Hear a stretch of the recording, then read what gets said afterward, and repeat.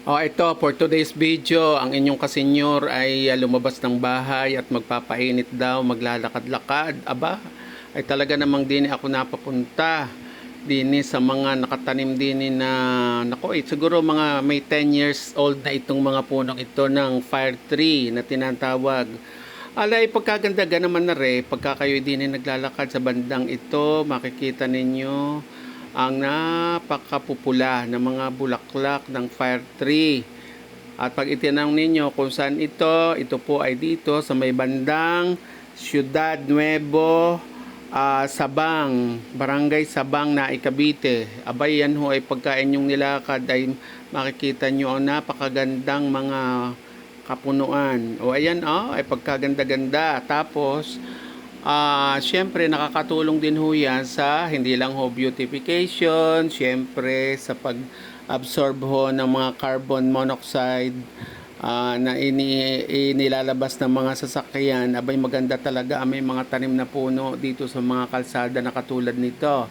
Ang kalsada naman ho sa amin, katulad ng inyong nakikita, abay pinaghaharian ho ng mga electric tricycle. Halos lahat ho ng bahay din ay halos may electric tricycle na. Abay, malaki ang kinita din na nagtitinda at nagpapa-install ng mga electric tricycle na ito. Ginagamit ho sa paghahatid sa mga bata. Kita ganin nyo yan, pagkaganda-ganda ng mga bulaklak na yan.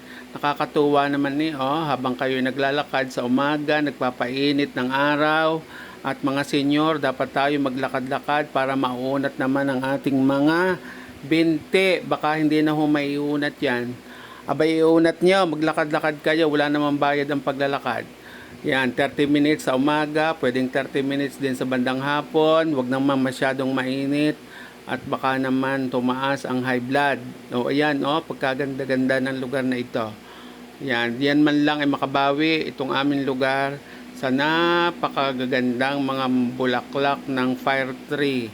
Halimbawa, di sa umaga makita nyo magandang tanawin. Pumasyal din ho ako dino sa kabilang gilid, doon sa banda naman doon. Ito ho ay lugar kung saan ho itatayo daw ang amin dining malaking palengke. Ano ganang mga damo ito na nakikita ninyong ito? Ito ba ay herbal plants o kung ano man? Doon sa bandang yon, makikita nyo naman may itinatayo na parang anong tawag dyan? Yan daw ay gagawing depo. Hindi ko alam kung anong pangalan. At ito naman po ang siyang pundasyon ng itatayong palengke din sa aming lugar. Abay, sana'y matuloy na. At nang gumanda-ganda naman ang palengke namin at na makapamalengke, kulang lamang ay pambili.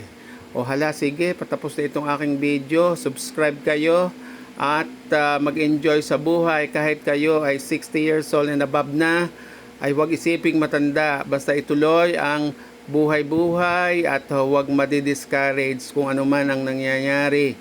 Gawa ng paraan.